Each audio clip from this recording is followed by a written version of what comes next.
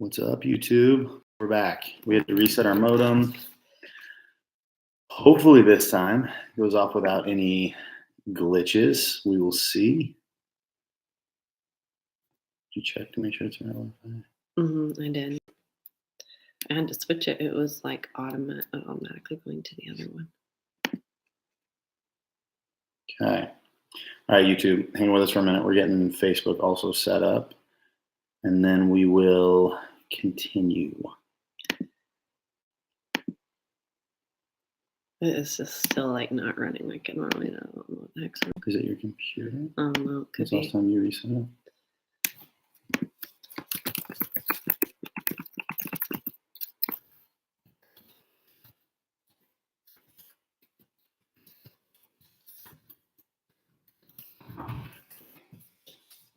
Okay. Goodness gracious. What a hot mess. Oh. What's up, guys? We're back. Goodness gracious. So we reset our modem. We'll see if that works, but our computer's definitely acting strange, and it's never done that before, so. Yeah, it's real annoying. We will see. Well, we'll wait till some of you guys get back on to pick up where we were. YouTube, thanks for hanging with us. Okay. Man, this has been painful. Good Lord, y'all just keep showing up. Okay, so. Hey, Aaron. We're just gonna pretend like none of that happened. How about that? Well, let's like start over as if nothing had happened. Yeah, Do you want to? Yeah, no, that's what we're gonna do. Okay. But we'll be faster. But we'll be faster. Now that we've run through it, it'll be way quicker. We'll be fine. It'll be like a practice round. Y'all were there for the first take. Yep. So, hi, friends. Thanks for joining us tonight. This is the Dreaming Table, which means you are at our dining room table. Literally at our table. So about the end of last year, we decided it was really on our heart for us to sit at the table and talk about the things that we talk about when people sit at our table and have a meal. And while we're not having a meal and you are not actually sitting here, we can pretend. We still want to talk about all the things that we would talk about if you were actually here. And they're things that we think matter in the big scheme of things in this world. Purpose and dreams and passion and marriage and sex and family and values and all of the things. So we are going to talk about all the things, but tonight specifically, we're going to talk about sex. So we started our sex conversation last week, talking about, it's funny, we got off and we were like, we talked for a long time and we didn't really talk about sex. Well, and we got some messages like, y'all didn't even really talk about sex. And no, we got so many messages though that were like, thank you for all the things that you said. Yeah. But yeah, so unless you're an 18-year-old male or a really immature 25-year-old, you understand that sex is less about the act than it is about all of the lead up to the act, right? And so we ended up talking more about the lead up and just the day-to-day and everything else, right? Which has more to do with sex than the actual act itself.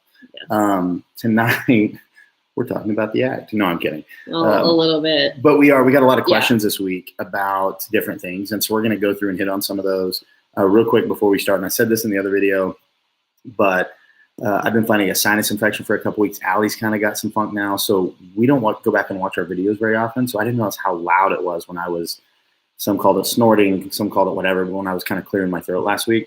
So I will try not to do that this week. Allie's going to try not to do it as well. And then the other thing, we've been getting a little pushback, which is understandable. Most of you know us because we're business owners and all of that. We started doing this around the table conversation, not because we want to get away from business. We probably have never been more committed to our business than we are right now, but there are a lot of other things we want to talk about. And for our business to be everything it needs to be, this has to be good.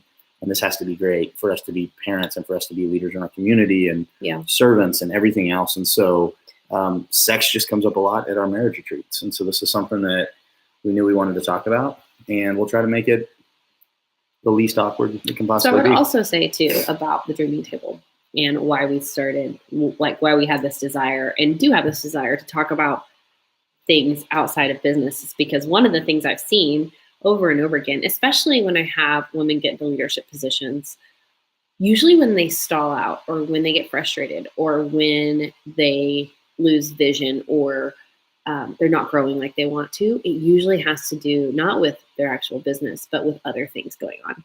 It has to do with marriage disconnect there or something that's going on. It has to do with time and the time they are or aren't spending with their family. It usually has to do with something personal. And so this really, like, the table is all of the things that we would say to you if you were here having dinner. And so many of those things are just about your heart and your soul, your marriage, your family. So that's it. Okay. So also, I want to thank a few of you. I'm not going to say names because I don't want you to feel awkward, but I know you're watching, for the honest conversations that we have had about sex and about body image and about so many things when it comes to just having a healthy marriage and relationship, because so many of you have been so open with me and shared so many just good, like, friendship conversations. And I appreciate that, because without those conversations, it's hard to know if what you're feeling is normal or real. And that's one of the reasons we wanted to do this, is just so there could be language between you and your spouse about some things. We talked a lot about language last week, but also just so you know that you're not alone. So we're going to... One thing we forgot. What? Where y'all from?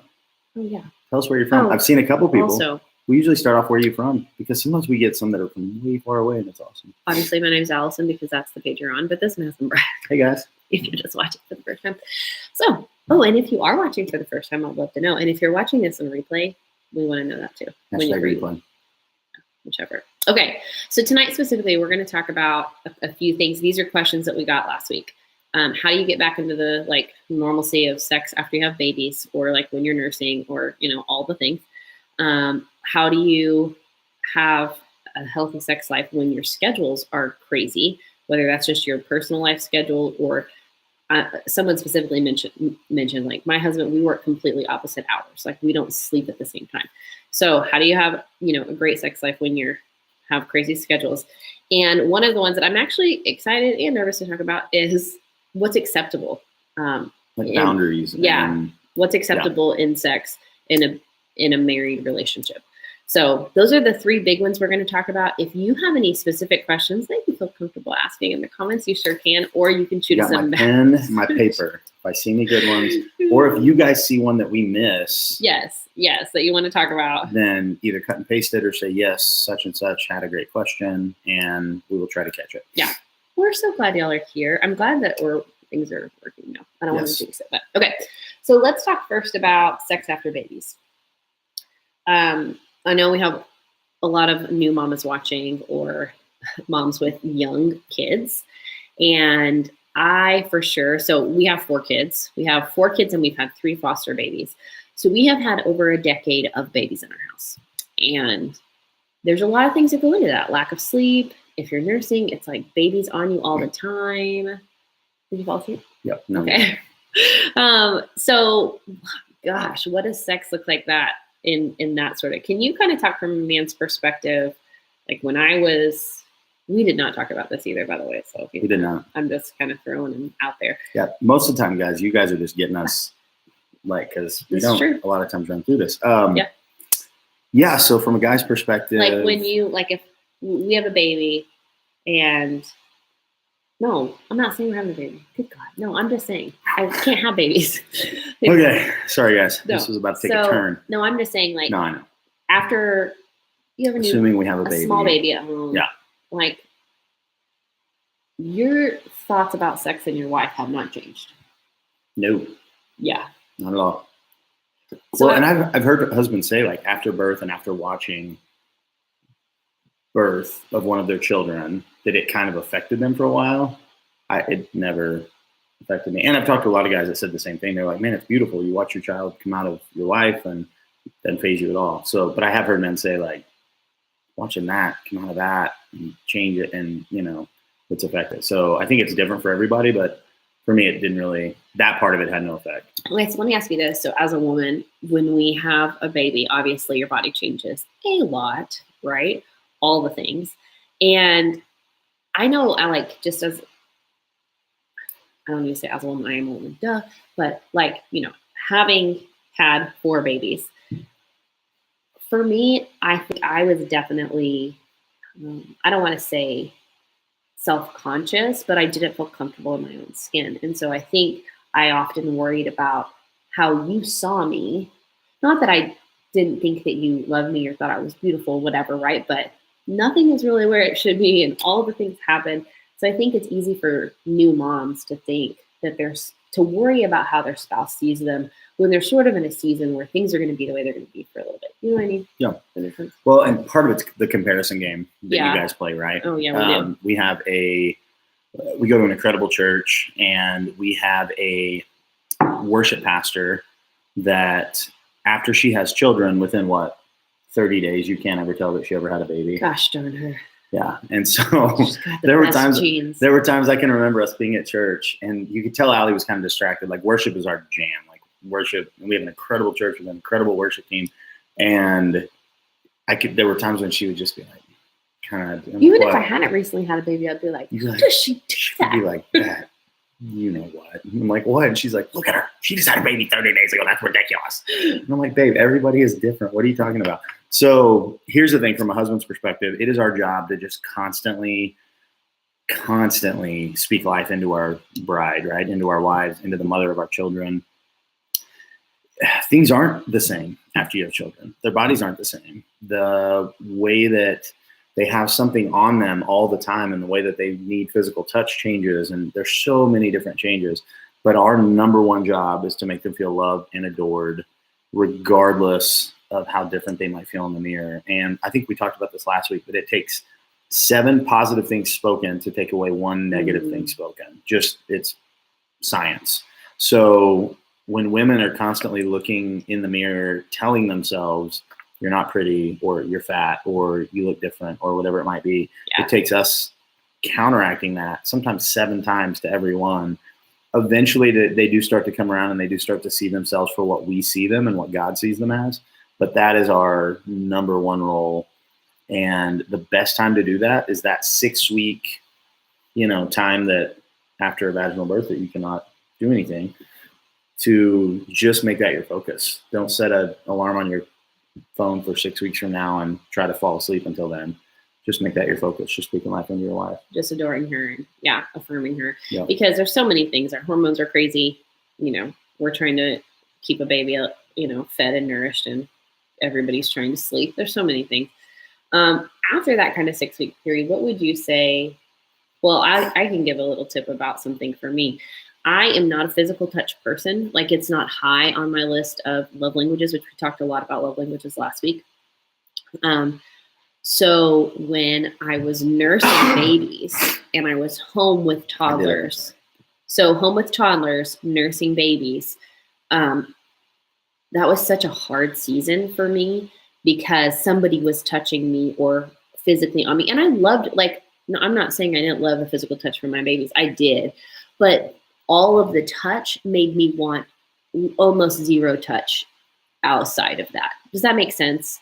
Many of you ever felt like that, where you're just like, I don't want another person to touch me, And it's not that, and here's something, like, men, if you're watching this, it is not that we don't desire you or want you. It's just that we're so physically exhausted and like so tapped out that we can't even start to process. Right. Get your head in that place. Yeah. And so it can become a source of struggle and tension. Oh yeah. Because you still have needs, and the wife that's, taking care of the babies may not be there at all. What would your suggestion be to a spouse? After 6 weeks, things are starting to maybe fall into normalcy, but they're still babies. As a man, how can you sink into what the best way to approach? One, I think, is communication, healthy communication. Yeah. So the books we talked about last week, For Men Only, For Women Only, they give a really healthy language as to having conversations about sex and about distractions and about other things that are going on. You've got to communicate, but you've got to do it in a way that's life-giving and healthy. We talk a lot about give a penny, take a penny. So often criticism is necessary. There are times when we need to say, hey, I saw you doing this. Maybe it should have done this. Maybe it should have, been done this other way. But a lot of times criticism wrapped in compliments is the best way. So you can say, babe, you're the most incredible mom ever. I, had no idea that you were going to be able to do all the things you're doing, and you gave birth to a human, and you've done all of these things.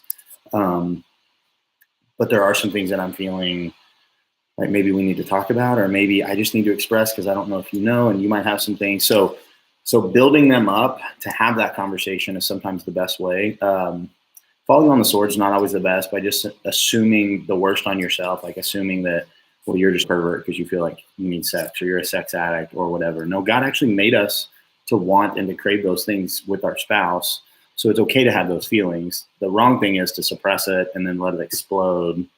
No pun intended, but like just to, wait. And then, if they mention it, then just,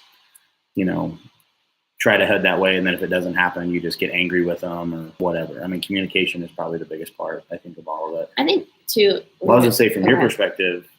Yeah. What's yours, like from the opposite of that? Because the only thing I could really think of was, I think for me, whenever, especially when I was nursing, I remember just thinking like, I didn't want it to be an ordeal. Like, and that sounds bad, but I wanted it, let's just do it. Not that I didn't want the intimacy, but I just didn't want the whole like foreplay of, you know what I mean? Yeah. It was just almost like in this season, like, let's just get to business. But which was so foreign because men are told their adult lives that women want foreplay, right? I don't know. Men are we told. are. Men, if you're out there, agree with me, please. Please, I'm hanging here. But we are. So men are told constantly, like, and we even talked about it before, like when we first got started, it's not about the actual act for women as much as it is the build up to the act, right? So now men we might have perversed that into thinking foreplay is the act before that, the 30 minutes before, when it's actually the 24 or the 48 hours before. Yeah. But men are taught, or I say taught, I learned, I'll speak just strictly first person. I always heard and learned that foreplay is the key to great sex. I'll agree to you. Okay. I'll agree with you. Thank you, Paul. So we go into this season where, and I remember the conversation. She was like, babe, here's the thing. Like, I know you need it. I need it too. It's just different. But like all the lead up stuff, like, let's just skip that. And I was kind of like, okay, so I'm being used, which is cool, but it doesn't feel right. What's happening here? So it was all this, like, it was messing with my head, right? So, but that's a part of that communication piece. As men, we do have needs. They do too. Yeah. And she was trying to meet mine, but in a way that to me felt like it wasn't supposed to, right. Because I'd always heard the opposite. So. Yeah. But it's also too, I think, and women, this is important to remember. I know sometimes, especially in those seasons when babies are alive, that you still need that intimacy with your spouse. And sex is one of the ways that God grows our intimacy together. And so when you look at it through that lens and understand it for what it is, I think it becomes an even more beautiful thing. Does that make sense? Yep. You were reading comments. Someone said, I'm going to watch this later. I'm in a restaurant. I thought that was, she laughed. I thought that was pretty funny. You might, I mean, waiter might pull up a chair. You might have to not leave a tip because they're getting them all right here.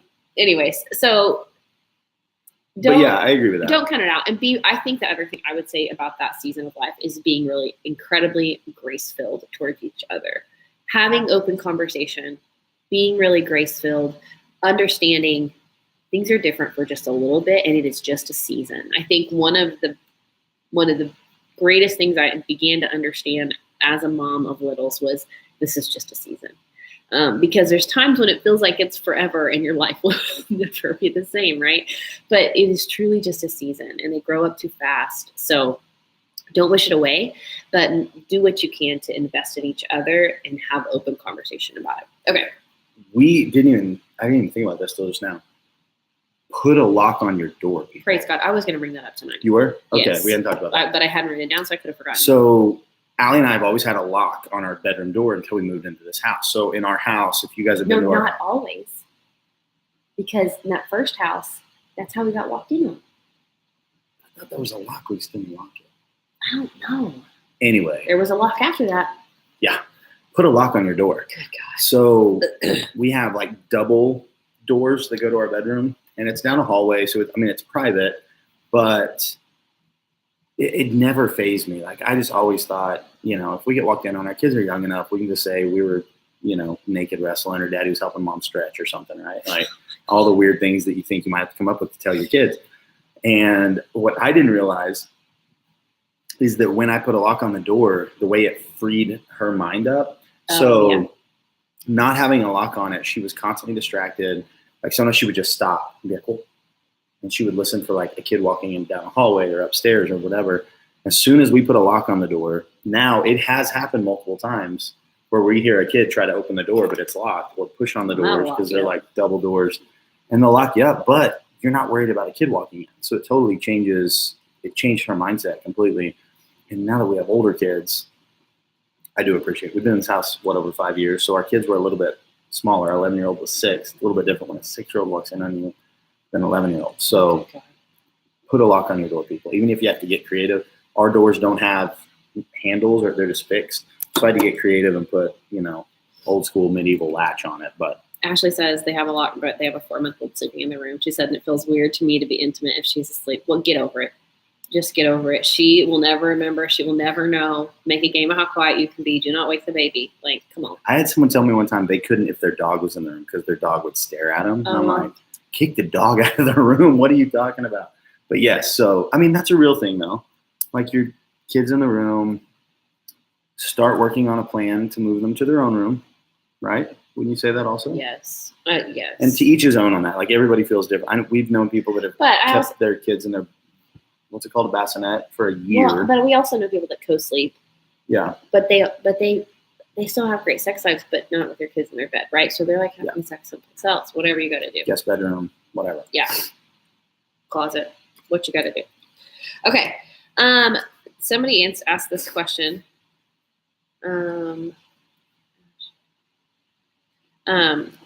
She said, Brian, what did you think about sex while she was breastfeeding? She said, I don't want to get awkward, but she wanted to know. So I'm just asking her. The breastfeeding thing never really bothered me. Did it you? Now, here's the thing. So I'll say that, but then I'll also say, depending on the breastfeeding schedule, not getting too weird here, we're all friends, right? But depending on the schedule, if she was engorged, I couldn't touch her sometimes. Like from midsection to neck, anything in here hurt. Yeah. And so there were times that we had to get, and I think she was really good about still being available for it, but sometimes she laid rules down. Like, hey, here's the deal. Like, you touch me, you die. But you touch me, like, it's over. And so, deal. Okay. But there were other times when it was fine. Yeah, there were other times. It never bothered me. The breastfeeding thing never bothered me. Breast milk never bothered me. It just, I don't know. For me, it wasn't a big deal, right? No, I don't think so. Okay, so let's talk about. Oh, I did see someone say, on that real quick, I did see someone say something about breast milk bothers their husband. There were times when you would wear a bra or something. Yeah. Because it freaked you out a little bit in case anything leaked out or anything like that, right? So that's an option too. So to each his own on that. I just never, it just never really weirded me out. Okay, let's talk about what's acceptable in the bedroom. So obviously, we want to talk about this from a Christian perspective. What the Bible says is acceptable and not acceptable. Here's the great news. First of all, the Bible says that sex is a gift. One of the greatest gifts God gives. I would vow to say the greatest gift God gives to married couples. And I thought you were going to say to people. I was like, well. No, to married couples within a covenant. And yes, that's great. And that's the great thing. And the other great thing is there's not a lot of guidelines. Well, there's multiple places in the Bible where it talks about sex. In Genesis, it talks about it twice. It talks about starting your covenant as one, because two become one. In Ephesians, it talks about it. There's multiple places where it talks about sex. And there's also multiple places where it talks about how we are to treat our spouse as Christ treated the church. Like the bride of Christ was the church. My bride is my wife. And you're constantly supposed to build it up, nurture it, give life to it, speak life into it. And so if that is ultimately how we are supposed to be in our marital relationship, there's not any now. Before I say there's not any boundaries, there are certain groups of faith, certain religions that do put certain restrictions on oral sex or certain things. Our understanding, and we read a commentary about this. It was in Focus on the Family, right? And if you're familiar with Focus on the Family, it's a very conservative Christian base, maybe as conservative almost as it gets, right?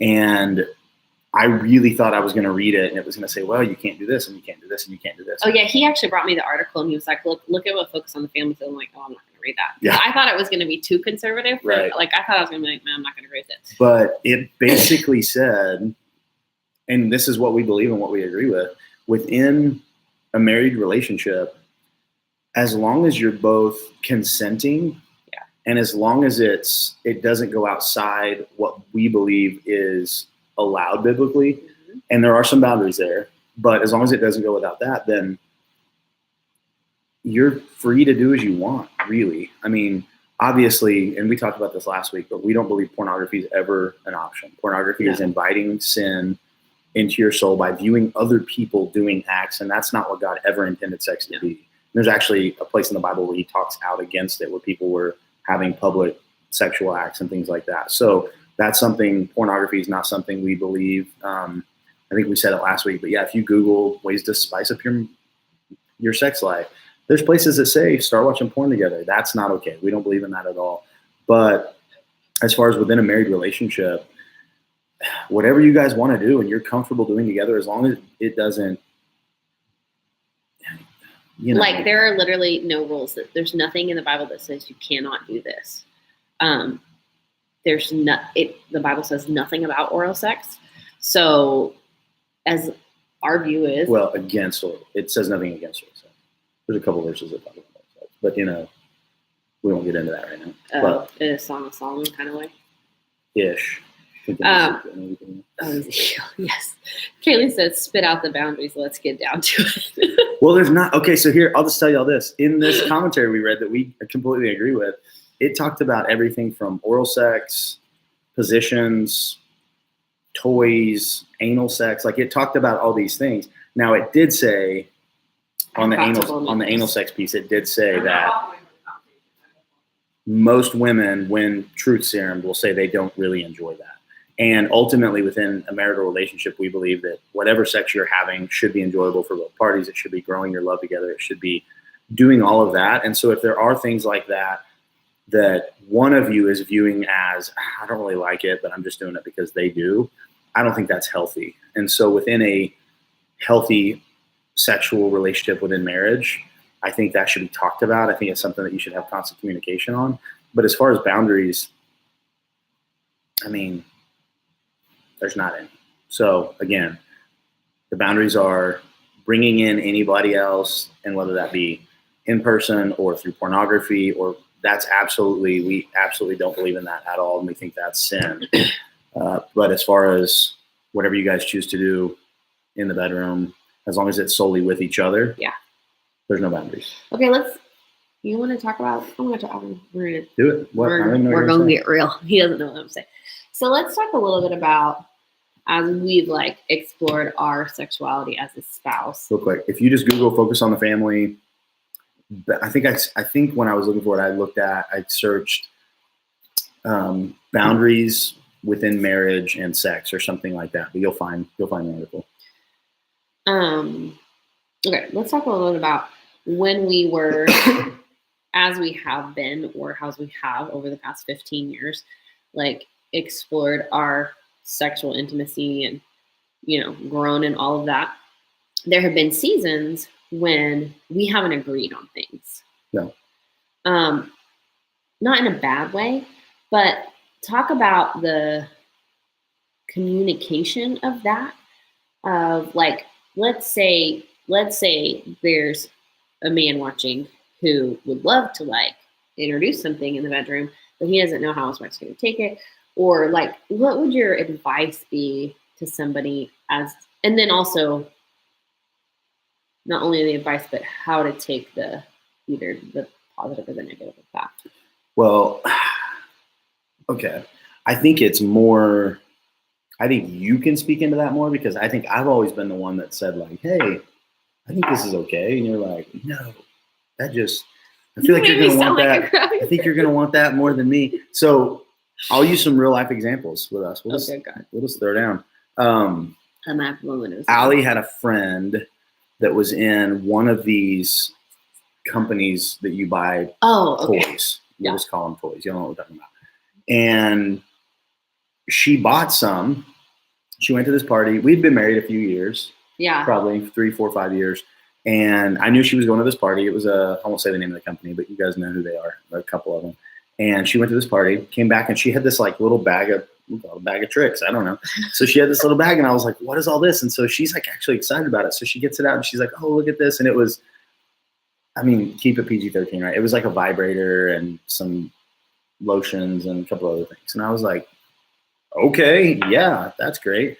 Well, it went in a drawer, and I think we maybe tinkered with it once, right? We'll call it that. And I saw her purchase as she's wanting to like spice things up and do some other things. And so I kind of leaned into that. And more often than not, there would be nights where I'd be like, hey, why don't you get out that stuff you bought? Well, it turned into, for her, this thought of, excuse me, I wanted to do the throat clearing thing, but I didn't want to. It turned into, from my perspective, this thing where she thought I wanted those things involved more than I wanted just her. But she didn't communicate that with me. So she just said no to it a lot. And then she eventually got rid of them, and years passed, and it was this whole conversation that we ended up having about toys or, you know, even massage oils and stuff like that, like, you know, foreplay stuff, whatever. And what we learned in communication was she didn't understand. A part of it, honestly, is those books that we recommended you guys last week. She started to understand that as men, we're just constantly seeking adventure. And that, I'm not strictly speaking sexually, like just a lot of times in life, we're constantly looking for the next like fun, adventurous thing to do. And so within the bedroom, and even within the confines of a, you know, monogamous married relationship, we still like, what would you say? Like variety. Yeah. That sounds weird when you say it out loud. Yeah, it's like something like you would say in the 70s. Like, right. Spice things up. But really, so the conversation ended up needing to be, and we ended up having it together, and she, I think, understood it better, but she was just like, oh, okay, so I understand. It's not that, because any of those things without her are pointless and worthless, right? But it was because she was a part of it, and because she was vulnerable, I guess, in a way that she maybe didn't know that she wanted to be or would like or whatever. And so all of that in my head was like a goal. In her head, it was just something she was kind of allowing. And that's not, kind of like what we said earlier, that's not what it's supposed to be. But then once she understood, oh, well, it's not that he wants those things because he wants those things strictly. He wants me involved with those things. And then that opened up the conversation. But getting back to what you said, I think as men, being awfully quiet. I know, like there's no comments. I got to keep commenting so we know that y'all aren't like just muting us and saying this is crazy.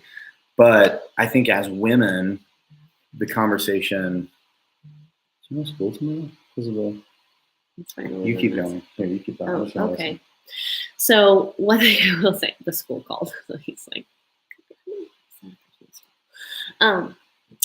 one of the things that's interesting about that conversation, and all that's true.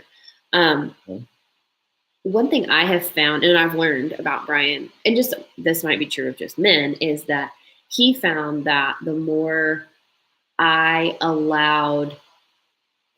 School closed. We have a snowstorm coming in, so they just closed school at 9:30 at night. That's the earliest I've ever done it. Good Lord. Another day with our chitlins. Yay. So anyways, one of the things I was going to say is one of the things that I have found with things that we've introduced in the bedroom or different things we've tried or adventure, whatever you're going to call adventure, is that for what I didn't realize is that the more I allowed us to be adventurous, I don't know how to say this. It was like, it was me showing you that I trusted you. Yeah. Do you know what I'm trying to say? Like, I don't think I'm saying well, it and that was, way. No, but that's exactly it. So whenever it was this weird tension of like, I wanted some things that I didn't know that she did. And so I just didn't talk about it. And when I would barely kind of flirtingly throw out the idea, she would shoot it down immediately because she saw it as a threat or something that she thought I might want more than her if she allowed it. And so it was this weird tension for years. And then through some conversation and just through some, both of us putting our guard down and just being honest with each other about the why and the, you know, a lot of times we have conversation where I say, okay, let's just look extremes. So if we do, what comes out of it? If we don't, what comes out of it? And we'll just look at both directions. And through having some of those conversations, it allowed her to understand just in a more non-judgmental way of why God made me to kind of want those things. And then same was true the other way. Like I was able to kind of see into her insight of why she didn't want any of those things. And a lot of it honestly goes back to kind of what we talked about last week on just your healthy perspective of sex within a marital relationship. There is, now we say all that to say, we're not going to sit here and ignore the fact that there are so many sexual wounds within a lot of marriages. There are sexual infidelities. There are spouses that are coming from homes where there were lots of infidelities or there was sexual abuse. There are women watching right now that were probably sexually abused as kids. And so the scars that they have from being touched or certain things being done to certain parts of their body is something that you're going to have to work 10 times harder to overcome, both as the person that was the victim and as the person that's married to the victim. It's maybe even more important being the person that's married to a victim to help them gain a healthy perspective, but in a very loving, very life-centered way, not in a, you know, judgmental, well, don't let the things that happen to you, that wasn't me, you know, why do you still hold that against me, blah, blah, blah. That's not healthy at all. So those are things that, and we always recommend, if there are still things that you know that you're struggling with and maybe that your spouse doesn't quite understand, seek counseling, seek a professional counselor or therapist to kind of walk you through some of those things. I know that we've both. I wish we would have earlier. Oh, I do a ton. Because there was so much. There was so much. We just recently hurt. have in the last year or so. There was so much hurt and things that we needed to heal from. Because I was not a virgin when we got married, and Brian was. And there were so many things that needed, I mean, all sorts of things, right? That we tried to work through or needed to work through and talk through and process. But also we were both so young that we didn't even really know that. Yeah. And we had a really healthy communication, really on our relationship about, you know, our past and all of that stuff. So I didn't go into marriage assuming this perfection on her or something. Like it wasn't like that at all, but still the things that both of us brought into our marriage, because when your spouse is the only person you ever slept with, all of these dreams you have in your head of what sex is supposed to be sometimes don't come to exact fruition. And when, like from Allie's perspective, when you come into a marriage with some of that sexual baggage, you carry some of that into relationship with your spouse. Yeah, and so it's not fair to either person. No matter how you come into your marriage, we're all literally set up for failure from day one if you don't communicate about it. And we talk a lot about one reason we're actually doing this right now. Sex is this weird faux pas thing in our world that is around more than it ever has been. It's in our music, it's in television, it's in our movies, it's in everything that you see on a daily basis. The saying sex sells is a real saying that started like in the 50s and it's just incrementally gotten more and more and more over time. Yet it's this thing that so few people talk about, or there's this weird faux pas around it, or this weird shame or whatever it might be. And we kind of jokingly always say like, it's the way that it's been perverted is one of the devil's greatest acts, but one of the only acts better than that is how he's made it within the confines of what God wanted, how he's made it shameful. So that's kind of our perspective. That's kind of why we talk about it a lot. And that's why we're doing this. I just linked a book in the comments, and Chrissy, if you just said yes to what he's saying about sexual baggage, I need you to go out, just go buy it. It is amazing. Actually, and I would say anybody, even if you don't feel like you have sexual baggage, like one of the things that it talks a lot about is knowing how to feel, knowing how you feel satisfied, how you feel pleasure. And it's amazing when you really start to talk to women, how so many women don't really know. They don't know how they want to be pleasured or how they feel best pleasured. Because like, heaven forbid we talk about that, right? So, and granted, like there's situations where that is appropriate for you to talk to somebody about, and not to talk with other men about that. No, that would be an absolute no. But to have a conversation with other godly women about, that process of trying self-discovery of how you feel pleasure is valuable and important. So this book is called Enjoy, The Gift of Sexual Pleasure for Women. There's a whole section in it that talks about kind of dealing with that sexual baggage, healing from that. It talks about pleasure and how you best get it, all kinds of stuff like that. It's so good. I cannot recommend it enough. It's so good. I'm just seeing the.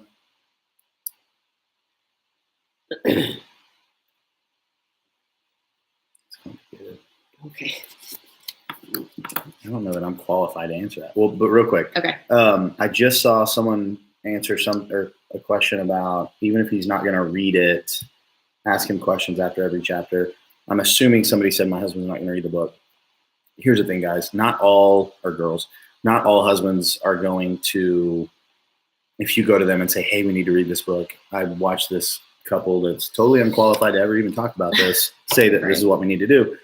But one thing that would speak our language, no matter what your husband does for a living, no matter what kind of relationship you guys have right now, sometimes when it's done in a way that, trying to figure out how to say it best. So if she were to come to me and I wasn't in a good place and I wasn't wanting us to get better and I was kind of brash and callous to her wants or needs necessarily anyway, if she just kind of said, hey, I'm going to read this because I want to be a better spouse for you. And, whatever you say after that, but I watched this couple, they talked about it.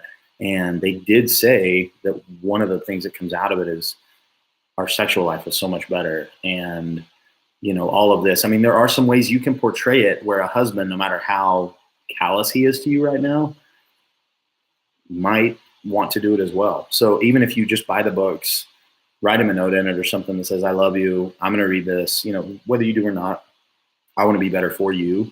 I want to respect you more. I want to love you better. Then that could be a way to maybe get a guy over the hump, per se. So that's kind of comes along with this question. Somebody said, is there an easy way to bring up sex and feelings without hurting each other's feelings? It's a really good question. It is really good. We've kind of hit on a little bit. I think that one thing I was going to say earlier, and this kind of pertains to this. So when Allie was talking about communicating about what you like and what you don't like and figuring those things out when you're talking to other godly women, but also have that conversation with your spouse. We went through a season where, and again, this is from my perspective, not necessarily hers, but men, again, I went through this, I was in the military and went through this whole phase where porn was all around me and I watched it, and it gave me this really false expectation of what sex was, because, it makes sense when you stand back and look at it, but these people are paid to make it look like everything that's happening in these videos is giving them ultimate pleasure, right? So ultimately it's not, but that's what it looks like. So all of these little things and things that they do in pornography to bring pleasure to a woman aren't all real life things that actually work. And so as men, we have this perception of like what we're supposed to do and where our hands are supposed to go when we're doing this and this and that. And it's not true. Maybe it's different for everybody, obviously, but I know for my wife, there were things that I thought were no brainers that everyone probably loved and she necessarily didn't. So when we went through this season where she finally got comfortable in us having this conversation of what do you like and what you don't, actually during the act of, she would say like, yes, that's good. Or no, don't like that. Or you're pushing too hard or you know what I mean? So when you guys are having that conversation, I'm not saying that's, don't go to your spouse right now and say, hey, tonight we're going to have sex and I'm going to commentate the whole thing. And I'm going to tell you whether it's good and whether it's bad. Like that's probably not going to work from day one. Right. But have that conversation on the front end. And what's a healthy way or what's an easy way to bring it up without hurting each other's feelings? I think, again, when you do it from a first person and you say, I want to be better for you, whether it's the guy saying that to the girl or the girl saying that to the guy, then that opens up them being able to be vulnerable to you as well. So, I mean, I know if Allie were to come to me 5 or 6 years ago and say, hey, I want to be better for you. So here's like, don't make it weird. For guys, don't make it weird and make it planned and make it scheduled. That does have its season. And there was a season, I think we talked about it last week, where we scheduled sex like literally on her calendar. We had like a code word, and that way our kids didn't know what it was. But it was more just because our crazy routine. And that's something maybe like she talked about. If you guys have crazy different schedules, that might be something that's applicable. But for men, there's got to be a little bit of randomness. There's got to be a little bit of chase, a little bit of excitement. But if you told your spouse, hey, the next time that, we go to the bedroom or we're going to have sex or whatever, I want to make sure everything I'm doing is stuff that you like. So will you just tell me, like, if I'm doing something, if I ask you, do you like that? Don't just always say yes. Because as men, I think we're prone to think if I say no to whatever she's doing, because we're just so happy that that's happening in that moment, right? Like, let's not lie to each other. But if they ask us, they really do want to know and they want to learn. So if there's something we can say, like, well, I kind of like this other thing better, or when you do that one thing, that's really great. This, like, give them real feedback. But if you as a woman go to your spouse and say, that's what I want to do, then it's a little more, it might take 2 or 3 or 4 times of you kind of trying that before you guys get comfortable with it. But that's something that we did, and it changed a lot of things. Like, there were things that she enjoyed that I didn't even really know, and there were things that she didn't enjoy at all that I thought she enjoyed. And so just communication, it starts before, obviously, but then as you get more comfortable with talking about it, even during the act, that it can be really good. Kayla said we call it folding laundry. Call it folding laundry. Nice. That's your code word. Your kids don't want to be a part of that. They'll stay on the other side of the house. I will talk about this. Okay. Because I'm going to talk about, well. Go ahead, talk about it. Are you writing me a note?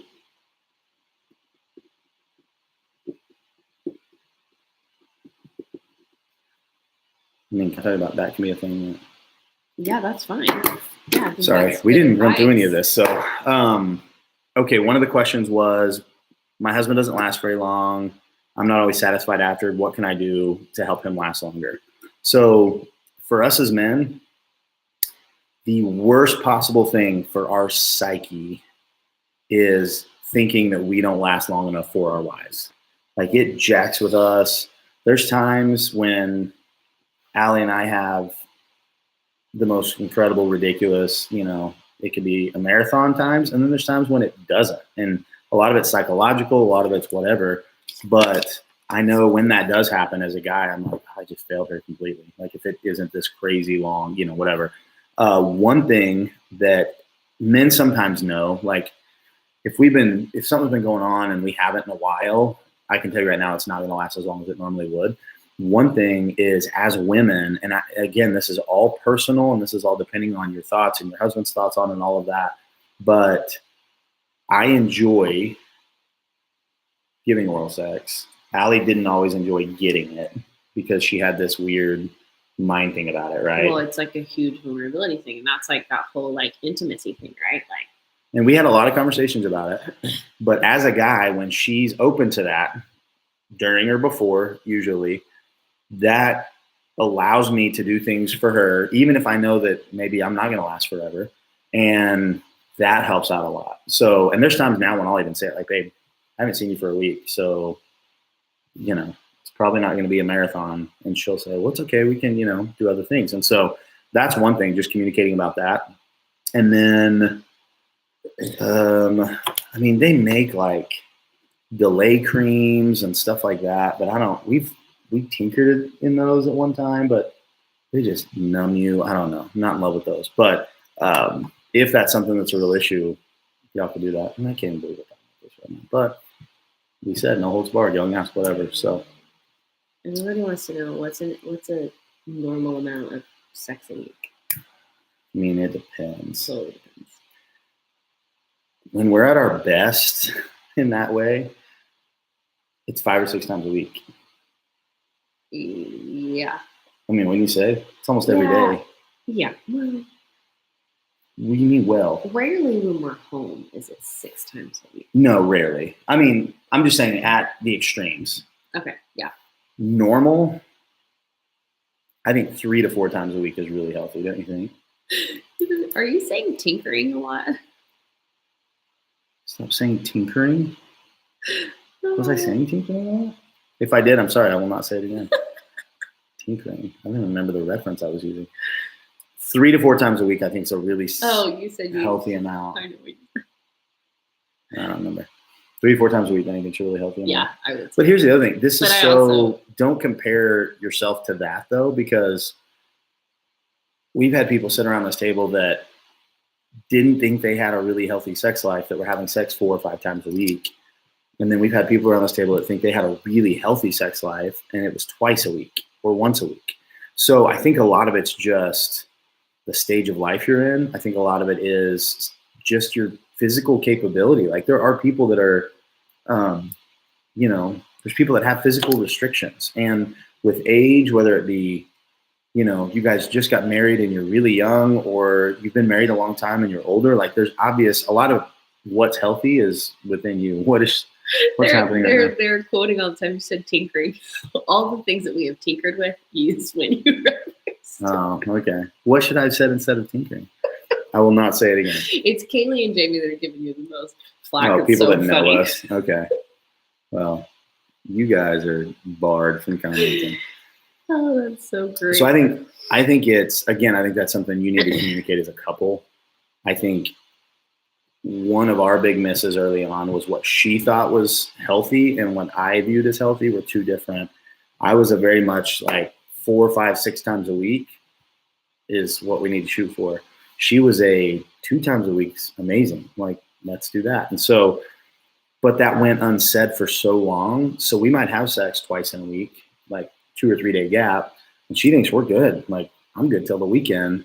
And I'm thinking, okay, here we go. Like, we're on a roll. Let's keep going. So that's something that you guys have to communicate. And it just has to be something that you guys talk about. I need you to be involved in this. I am. Because I have some things. Okay. So one of the things that I'm in charge of comments right now, baby. Somebody brought up the point, and I forgot who it was. I'm sorry, I didn't write it down. Brought up the point about not faking it. And I think that's a really good point. I don't want to say I fake it sometimes. I know when you do, though. I know. I can't. I'm not a good actress. I can't fake it that good. So,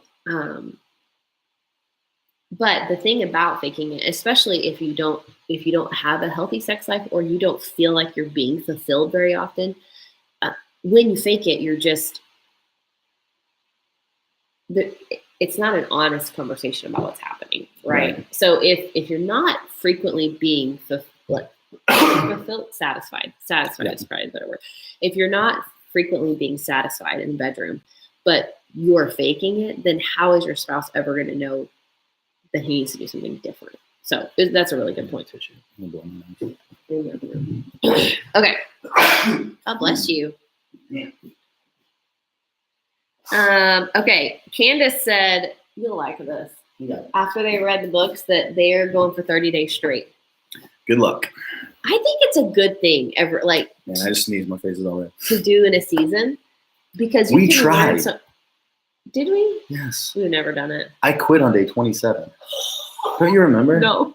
I could not. I was ready to quit on day like 19. Why did you quit, quitter? It just felt like a job. Oh yes, that's what That's what I said. So it felt like, okay, so we've been really fortunate when we've tried to have kids. That's so great. We've always gotten pregnant, but we have friends that haven't been as fortunate, or it's just God's timing, like, and so, but I have friends that have come to me and been like, my wife calls me one more time at work and tells me, get home right now, I'm ovulating, I'm done. Like, I just can't. He's like, it feels like a job. And men, like I said before, men, there needs to be some chase. There needs to be some excitement and like some pursuit, and maybe it won't happen, but I'm going to make it happen. Like, try. Right. And so don't get me wrong. When she was like, let's try it for 30 days, I was like, done. Let's do this. By about day 7 or 8, I felt like this isn't natural. By day like 12 to 14, I felt like it wasn't fun anymore.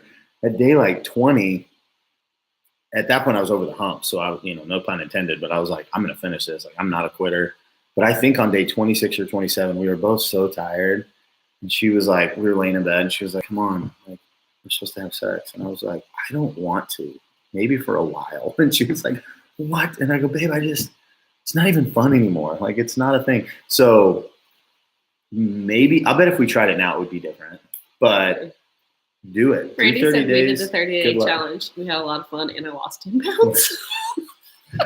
I don't think we were in a healthy, well, I know we weren't. I was still working outside the home a lot of hours and sometimes when I got home, like, I didn't want to know that in 2 hours I have this job to do that I'm supposed to love, but it feels like a job and all this stuff. So it was in me in my own head. So if you can do it, do it. But oh my gosh, Candy just said she's walking through Walmart listening to us in her AirPods and she's laughed out loud so many times. Yeah. People are looking at her. Yeah. That's funny. Tinker with it. Yeah. Just tinker around for 30 days. See what happens. I don't even know. I don't know. Kaylee's putting tinkering down on the calendar. You're welcome, Brandon. You're welcome. That's so behind. That can be the secret word to people now. Oh yes, that's how we'll know if we're real friends. If we see you someplace and you say tinkering to us, #tinkering. We'll know. Or if we see you on like a trip or something, and we'll be like, "What are y'all doing?" Be like, "Going to tinker." We'll just know. We will know what you mean. Hey, do you want to tell them about the other thing that we did that's been fun? We can talk about that. Yeah. Are we telling people that? I mean, we don't usually. I love it though. Okay. We can talk about it. So this is another thing that people are like leaning in, like, oh my gosh, what are they going to tell us? So this is another thing. This will be the last thing we talk about. And let's not go into too much detail. No. But this is another thing that you have to have really good communication within your marriage. You have to have good communication in all these other things we've talked about. But we had a conversation one time about, and it actually was born out of a Christian-based book. I don't know if it was one that we've recommended you guys or it was another one, but it said, talk about fantasies. Like, talk about, if they have fantasies and why and all of those things. And so we started having that conversation. I had tried to have that conversation with Allie multiple times.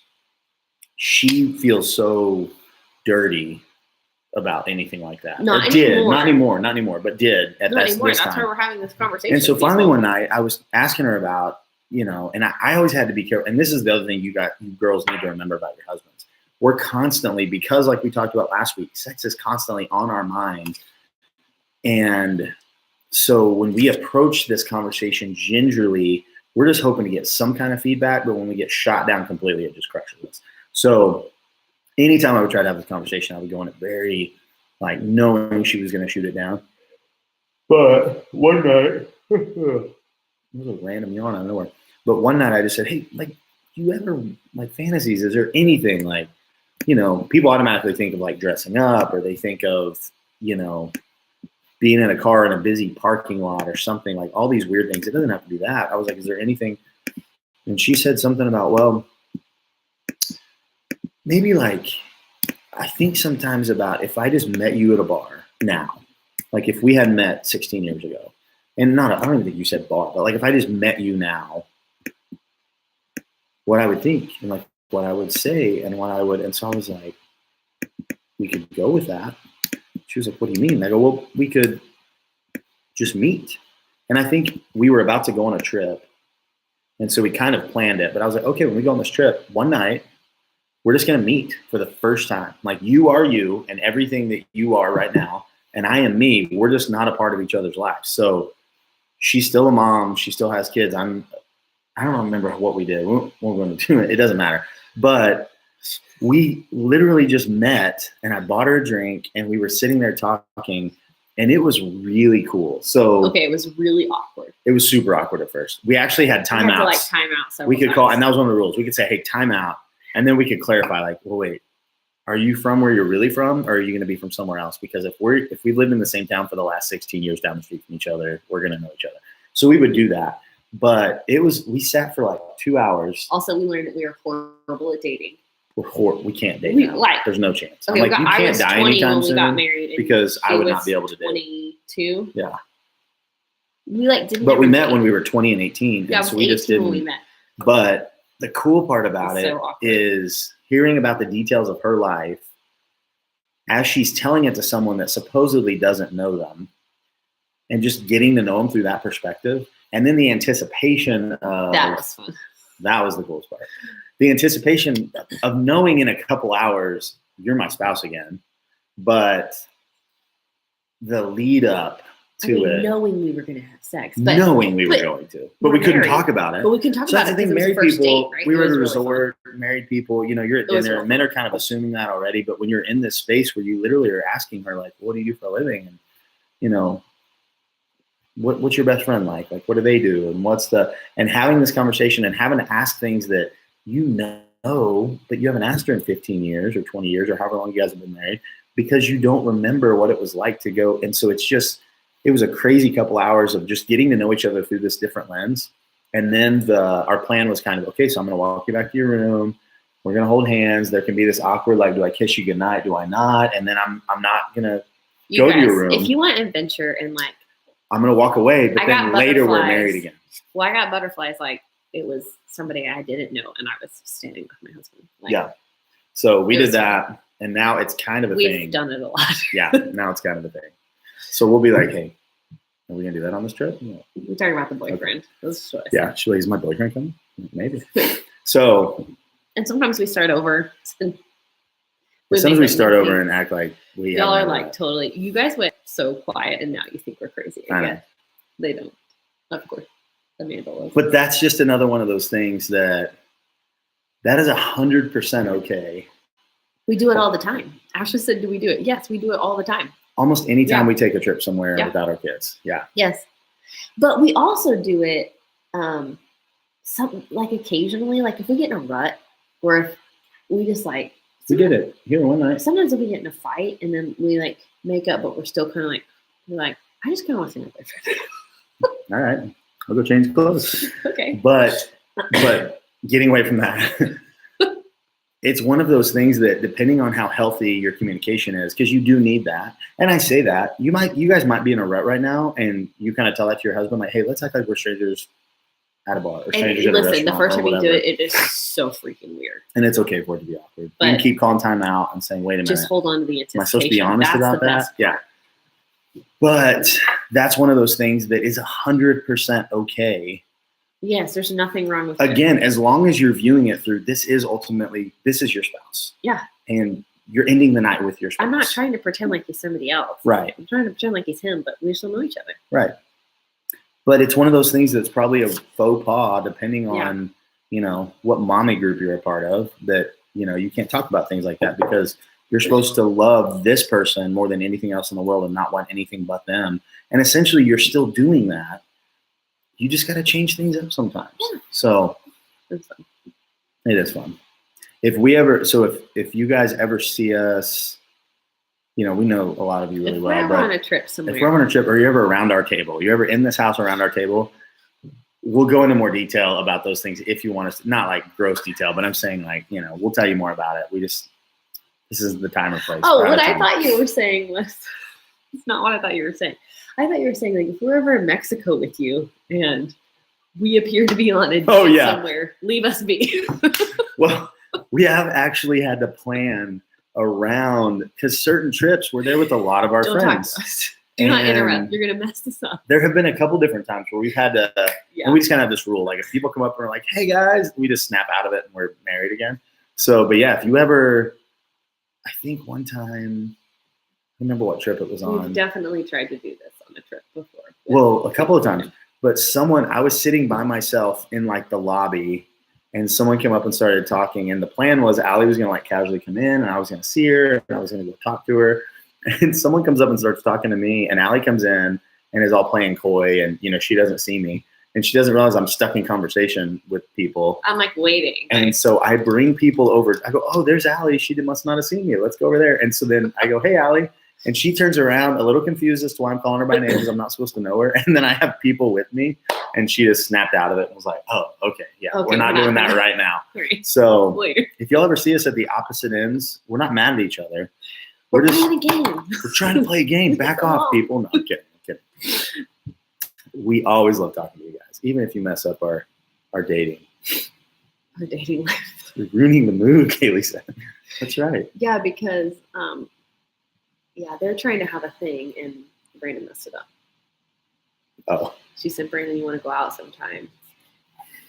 He said, Kaylee, that's my line. Nice. She said, you're ruining the mood. Oh. All right. So anyway, guys. This has gone far too long.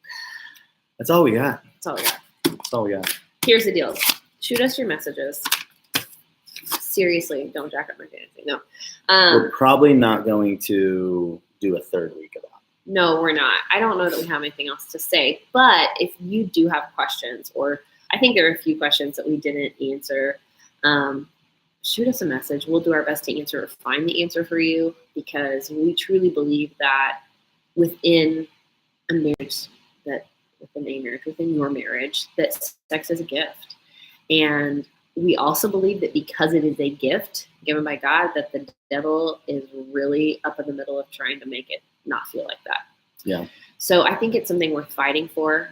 I don't think it's always going to be I know it's not always going to be perfect. I know there's going to be seasons of things that, are what they are. But hopefully, if nothing else, our honesty, just for one, let you know that you're not alone. And two, that there are other things that you can try and conversations that you can have. And I really believe it's worth pressing into. I believe that sex is one of the greatest tools of intimacy to grow as one with your spouse. And because of that, I think it should be fought for. So I think sometimes we use it as I know I have resented it at times, or because I thought, he just needs it and I don't right now, or whatever. I truly believe that that's the enemy does that. He tries to put division between us, and it is truly a gift. And so if nothing else, I hope that you walk away with a new view on sex, a new view on the gift that it is, and that it's opened your eyes to some things. So anyways. Keep communication at the front. Keep trying to have that conversation with your spouse. I know that in our relationship, me trying to start that conversation. So I don't know what it's going to look like for you guys, but I know that ultimately, if you love your spouse and put them before anyone else, they're your number two, is what we like to say. One is God, two is your spouse. Then their heart will change about it, and they want the best out of your relationship, just like you guys do. And so just keep trying to communicate, keep communicating in a healthy way. And like I said, wrap any kind of criticism in compliments. And like we talked about last week, keep trying to fill their buckets in their love languages. Mm-hmm. And a lot of the other things in the communication realm start to really fall into place as well if you're doing that. We're probably not going to talk about marriage or sex next week. I don't know what we're going to talk about, but we're going to change it up. We're going to change that. But Kaylee did say, how's it feel to know that a bunch of people are about to tinker because of you? And, wow, that just got awkward. Feels good. And honestly, I would like to. It's something I would say jokingly. I just like to throw my name in the ring for any babies born 10 months from now. 10? 9.5. There you go. You're pregnant for 10 months, basically. Gestation is 42 months or 42 weeks. I'm just saying. All right. Consider it. Guys, thanks for joining us. Hopefully, we've been able to speak some truth in life, and we look forward to seeing you all at some point, either around this table or somewhere else. But not if we're on a date. Yeah, don't bother us for the opposite ends of the bar. Don't do it. I'm kidding. We'll be live. Someone's going to come up to us and be like, hey, are you on a date right now? Because I don't want to. What's happening? Oh, all right. Here's to dating. Go date your spouse. We'll be live next Monday night at our table talking about something else that has to do with family life, marriage, values. Who knows? We'll try to make sure the Wi-Fi is working great before. Yeah. We love y'all. Thanks for joining us. Share this with someone who you think might benefit from it. And we'll see you next week. Talk to you later. Bye. And then the awkward hit all the buttons. Yeah. And YouTube's still going. I know. I really do want it. What's up, YouTubers? We weren't even watching that.